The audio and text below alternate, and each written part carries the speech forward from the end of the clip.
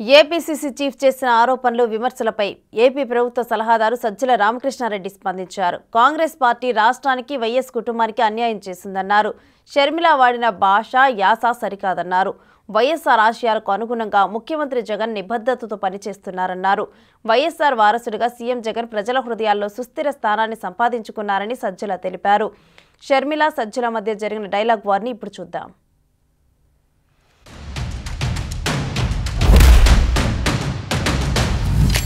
మన రాష్ట్రం ఏర్పడే నాటికి మన రాష్ట్రానికి ఉన్న అప్పులు 1,00,000 కోట్లు.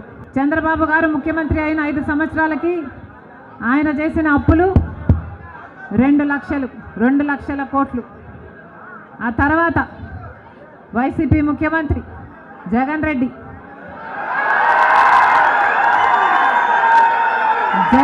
గారు చేసిన అప్పులు 3,00,000 కోట్లకు పైన.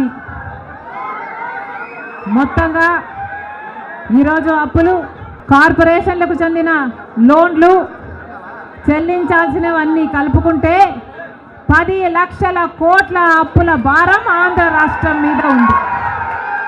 జగన్ రెడ్డి అన్నారు, నియంత అన్నారు. నేను రాజకీయ ప్లాట్ఫామ్ మీద నుంచి దిగిన తర్వాత ఈ పాత్రలో నేనేం మాట్లాడాలని అవి మాట్లాడుతున్నానంటే మాట్లాడాను. తెలంగాణలో కాంగ్రెస్ ఉంది కదా, అక్కడే ఎందుకు చేయలేకపోయారు? అక్కడ నుంచి ఇక్కడికి ఉన్నటువంటి డెప్యుటేషన్ లాగా ఉన్నట్టు హఠాత్తుగా ఇక్కడికి రావడం ఎందుకు? ఎవరి ఇంట్రెస్ట్ ప్రొటెక్ట్ చేయడానికి? ఎందుకంటే ఈ రాష్ట్రంలో, ఆంధ్రప్రదేశ్ రాష్ట్రంలో గత ఎన్నికల్లో నోటాకు వచ్చిన ఓట్ల శాతం కంటే కాంగ్రెస్ పార్టీకి వచ్చిన ఓట్ల శాతం తక్కువ. మరి ఆ పార్టీ తరఫున వచ్చి రాహుల్ గాంధీ గారిని ప్రధాని చేయాలనే లక్ష్యంతో ఆ పార్టీకి వచ్చి ఇక్కడ వచ్చి ఆమె చేయగలిగింది ఏమన్నా?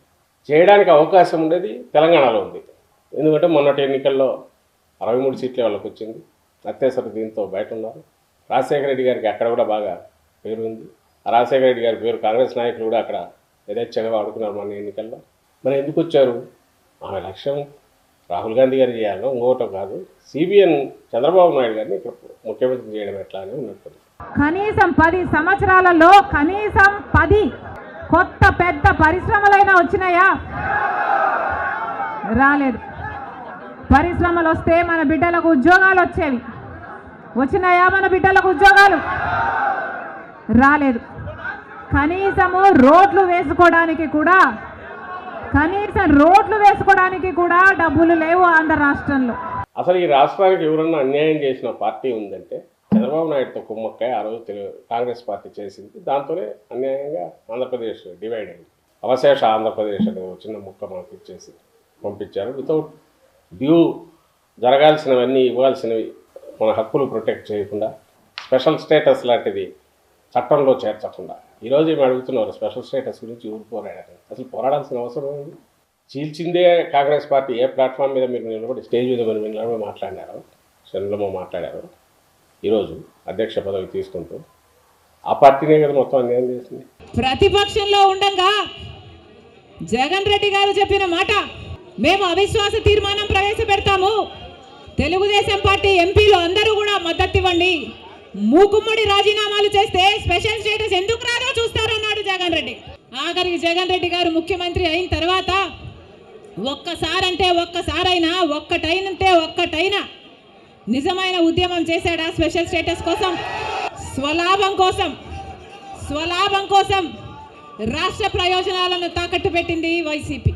స్పెషల్ స్టేటస్ అనేది ఇవ్వాలనుకుంటే చట్టంలో ఎందుకు పెట్టలేదు? ఆ రోజు చట్టంలో పెట్టి ఉంటే, ఇది కాక రాజధానికి సంబంధించినంత వరకు లిబరల్గా బడ్జెటరీ సపోర్ట్ ఇస్తామని సెంటర్ నుంచి అది కూడా చట్టంలో పెట్టి ఉంటే తర్వాత పరిస్థితి ఇల్టెందుకు తయారవుతుంది? ఒక్కసారి తాను చేసిన తప్పు తాను ఎక్స్ప్లెనేషన్ ఇవ్వాల్సింది పోవచ్చు ఆ పార్టీ. దానికి మూల్యం చెల్లించింది, అందుకే అడ్రస్ లేకుండా పోయింది. ఈరోజు ఆ పార్టీ తరఫున ఇప్పుడు షర్మిలమ్మ అవకాశాలు తప్పించుకొని జగన్మోహన్ రెడ్డి గారిని మమ్మల్ని అడుగుతోంది. చిత్రంగా ఉంది. బీజేపీ పార్టీకి అమ్ముడు పోవడానికి వైసీపీ పార్టీ నుంచి ఎందుకు పోటీ నిలబెట్టారు? బీజేపీ పార్టీకి అమ్ముడు పోవడానికి తెలుగుదేశం పార్టీ నుంచి ఎందుకు పోటీకి పెట్టాలి? మొత్తం అందరూ బీజేపీ జెండాలే పెట్టుకోవచ్చు కదా. కనీసం ప్రజలకు క్లారిటీ ఉంటుంది కదా, బీజేపీ పార్టీకి ఓటేస్తున్నాము, బీజేపీ పార్టీని గెలిపిస్తున్నాము అని. ఈ రాష్ట్రంలో ఉన్న మైనారిటీలకు కానీ, ఈ రాష్ట్రంలో ఉన్న క్రైస్తవులకు కానీ, ఈ రాష్ట్రంలో ఉన్న దళితులకు కానీ, ఎవరికైనా సరే ప్రొటెక్షన్ ఇవ్వగలిగిన శక్తి, దానికి అవసరమైన కమిట్మెంట్ కానీ నిబద్ధత కానీ తనకుందని 10 ఏళ్ల పోరాటం పార్టీ పెట్టినప్పటి నుంచి 2012లో పార్టీ పెట్టినప్పటి నుంచి ఇప్పటి వరకు తను రుజువు చేసుకుంటూ ఉన్నారు కాబట్టి ఇక్కడ ఇంకో దీని అవసరము అవకాశము లేదు. ప్రజల దగ్గరేమో ఒక మాట చెప్తారు, ప్రజలనేమో మభ్య పెడతారు, ప్రజల దగ్గరేమో బీజేపీ కాదు అన్నట్టు నటిస్తారు. కానీ లోపల మాత్రం వైసీపీ అయినా బీజేపీ పార్టీ తొత్తులే. అది ప్రత్యక్షంగా కానీ పరోక్షంగా కానీ టీడీపీకి వైసీపీకి పొత్తు ఉంది అన్నది నిజం.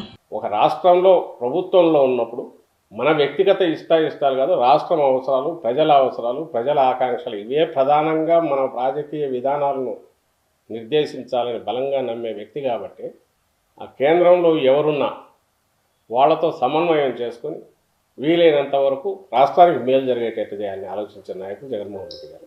అభివృద్ధి జరగలేదు కానీ దళితుల మీద జరిగే దాడులు మాత్రం 100% పెరిగాయి.